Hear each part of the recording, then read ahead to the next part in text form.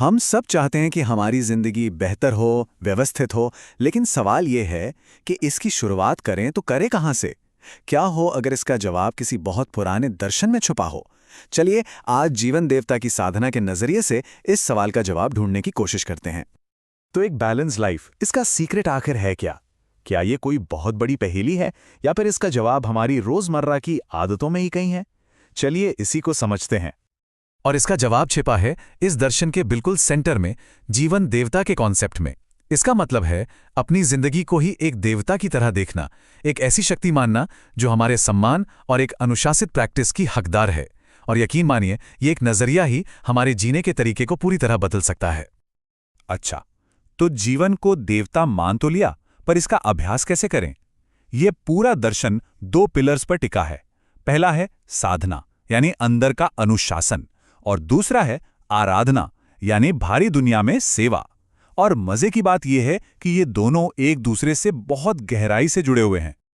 देखिए, ये दोनों एक दूसरे के बिना अधूरे हैं। साधना है अंदर का काम, अपने मन, अपने विचारों और अपने कैरेक्टर को बेहतर बनाना।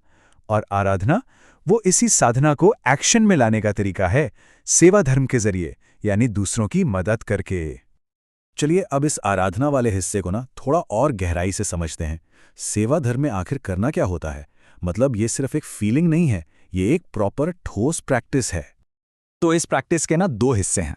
पहला है समयदान, यानी समाज के अच्छे कामों के लिए अपना वक्त देना। और दूसरा है साधन दान, मतलब अपनी कमाई का एक हिस्सा दूसरों की भलाई के लिए अलग रखना। और ये जो कोट है ये साधन दान के पीछे की सोच को बहुत ही साफ तरीके से बताता है। ये कहता है कि हमारी कमाई का एक जरूरी हिस्सा सिर्फ अपने परिवार के लिए ही नहीं, बल्कि समाज की भलाई के लिए भी, वो भी रेगुलरली अलग रखा जाना चाहिए। यहाँ पे एक शब्द है, लोक मंगल, जो बहुत बहुत इंपॉर्टेंट है। इसका सीधा सा मतलब है पब्लिक वेलफेयर, यानी सार्वजनिक कल्याण। कहने का मतलब है कि हमारे योगदान का मकसद किसी पर्सनल फायदे से कहीं बड़ा पूरे समाज की भलाई होना चाहिए। लेकिन ये सब करने का सही तरीका क्या है?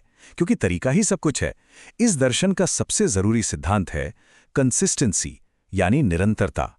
मतलब ये साधना और सेवा कोई हॉबी नहीं है, बल्कि हमारी रोज की जरूरत है।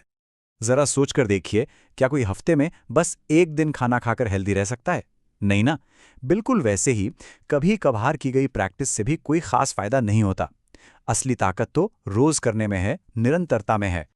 देखिए, जैसे हमें रोज खाना, काम और नींद की जरूरत होते है, ये दर्शन कहता है कि हमारी एक चौथी जरूरत भी है। वो है आध्यात्मिक अनुशासन, यानी इबादत, साधना और आराधना। ये भी हमारी जिंदगी के लिए उतनी ही जरूरी है जितनी कि बाकी तीन चीजें।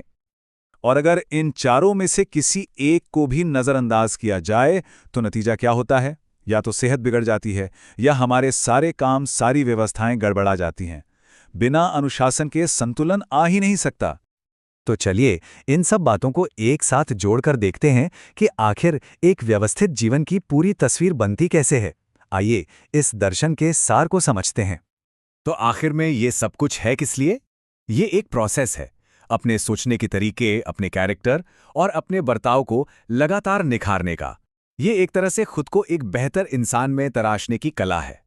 तो इस पूरे दर्शन का सार क्या निकला? देखिए, ये एक सीधा सा हिसाब है। वजह है रोज की साधना और आराधना, और इसका असर एक बैलेंस्ड, बेहतर और व्यवस्थित जीवन। ये बिल्कुल एक बीज बोने जैसा है जिसका फल मिलना तय है। तो चलिए आज की बात को यहीं पे एक बहुत गहरे सवाल के साथ खत्म करते हैं। जरा रुककर सोचिए, वो कौन सा रोज का अनुशासन है जो जीवन को सही संतुलन दे सकता है?